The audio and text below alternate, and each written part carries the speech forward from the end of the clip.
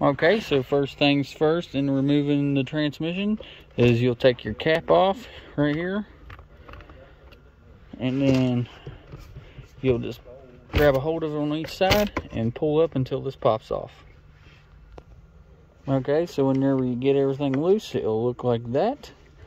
So now we're ready to get going up on the car. Alright, so then you'll need a really 8 foot of extension. You'll go down right there on that stud, and that's where your top manifold bolt is for the exhaust flange. Same on this side.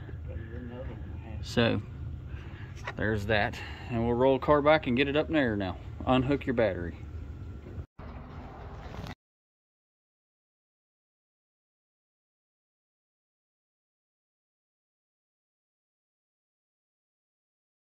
Okay, sorry it all went so fast. So you have this oxygen sensor here, this one here, then you have all this wiring harness on top of the transmission here and here.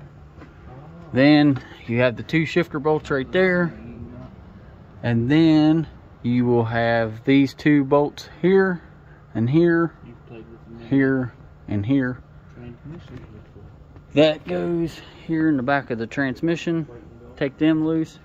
You'll have this. It's just got a C-clip in the side of it right there, and it pops out. And then you'll have 2 dies, alignment dials, that goes here and there, and then it comes out.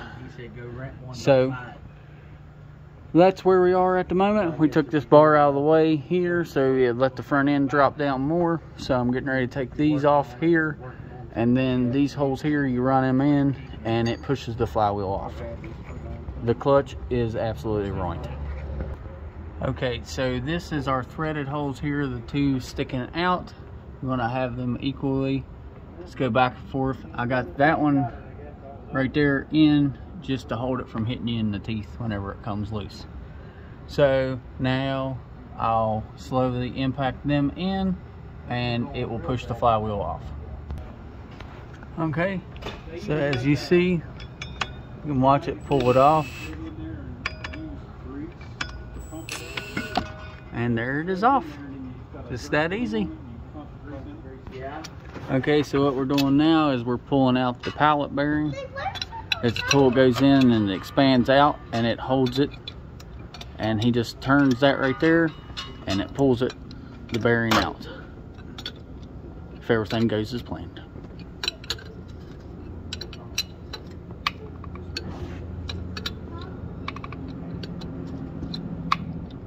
Is that a snap-on tool, Kevin? Yep. Yes, sure is.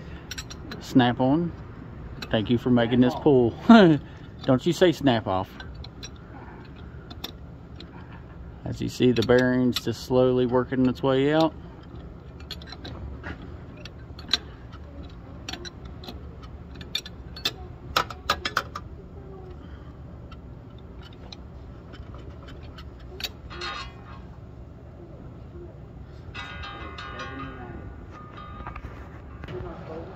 So I got to put a rear pinion seal in it, and then you got that 1, 2, 3, 4, 5, 6 bolts.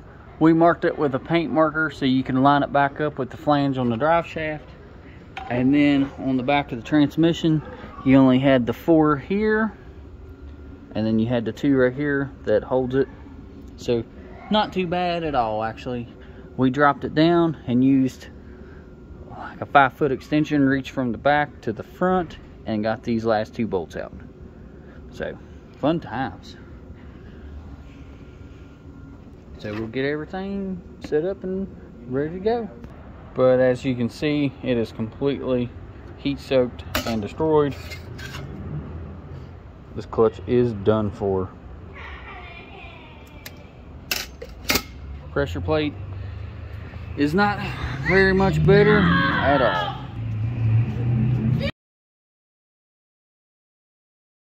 Okay, as y'all can see, there we have clutch. So we'll take all this apart, clean it really good, get all that clutch material out, and get her shined back up.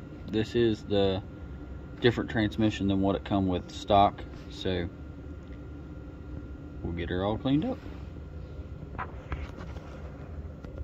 So you have two 8mm bolts that hold it on. Pull them off, then it just slides off. You take your plastic clip out. Here's our new one, and it just slides back into place just like that. And then you put your bolts back in and put your plastic clip back on it. So there we are. There's no torque spec on these bolts that I could find anywhere, so it's all put back through. And then here on the front, you just slide it through and latch it so you got enough room for your collar to come on, and put that C-clip back in. Okay, so we had installed our new pallet bearing. It's got a socket big enough to run around here. We drive it in, then we put blue Loctite on these, and I have to go back and look to see what the torque spec was to this, because every car is a little different. And this is my 14 GT, so to keep up with it just a little bit better, we just screwed the nuts on these spacers to keep them spacers the way they were when we pulled this clutch apart, because this is a twin disc and it is a McLeod RST twin disc clutch. Okay, so as you see, it's marked bottom, and it's only these 3 bolts that holds the first one on. You put your alignment tool through, slide it into place, and then you got 3 bolts. But make sure your alignment tool's in, and you should, when you torque these down, should be able to spin that one free without no problem at all. And per their directions, the smaller black nuts here, you torque down to 25 foot-pounds. So very important, do not forget, I forgot to tell you about your lock washer on this black nuts. Do not forget all 3 of them. Make sure you put them on, and then 25 foot-pounds. Okay, so get all of your marks lined up here. And then after your marks are lined up, you'll want it to be the gold washer, then your lock washer, and then the black nut. And these were what, 35? 8. Okay, so we got all these on. Then just run them down till they're all snug.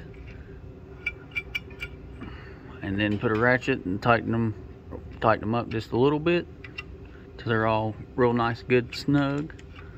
And then we'll go to 35 foot-pounds on them. I'm just gonna snug them.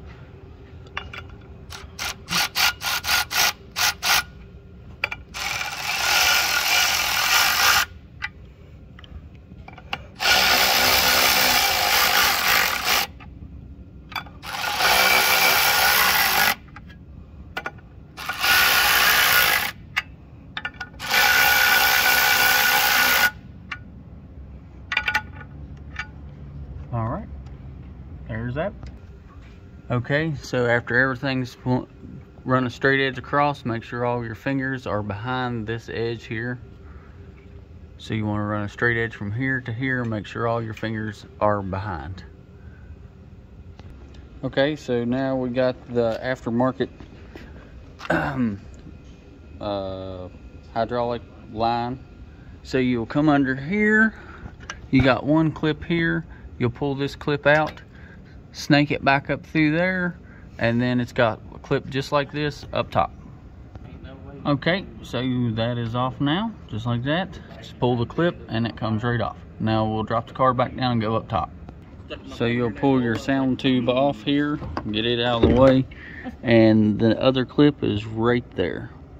So you'll pull that clip out and then your line will come out. After you disconnect that clip, then it just pulls right out just like that. Okay, then you use a 9/16 for this inner side. This is a 1/2 inch, and tighten it down on both ends. Okay, a trick that he just showed me is you put that clip in there and then your line will slide in there and it'll lock right into place. So much easier than the way I was trying to do it. Okay, so you just take your clip, make sure it's inserted all the way, then take your line, just like this, snap it in, and you're locked in, ready to go back onto your transmission. Alright, so as you see, everything is back together, everything's torqued down. You can get this bolt here on the manifold, and this one tight from the bottom. Then the one on the inside, you'll still have to go from the top. Everything's tightened down, the exhaust is all bolted back up, everything's tight. So just put it together the same way you took it apart and you'll be all right. Make sure you don't have no leftover nuts. We did take this front bar out here just to make it easier on us to drop it. So, and what I was going to show you is, if you can see right there, we used a piece of wire with the hole in it to run it down to hold the clutch line up off of the exhaust. So good deal. All right, well, thanks for watching, ladies and gentlemen. There, it's all bled out and put back together, and all the stuff is completely ready to go, other than now I have to get a battery because I had to let it sit for a while. But there it is, getting ready to drop it down and take it home. Don't forget to like, comment, and subscribe, and I'll see y'all on the next one. Big shout out to James and Kevin for helping me. Thanks for watching. Bye.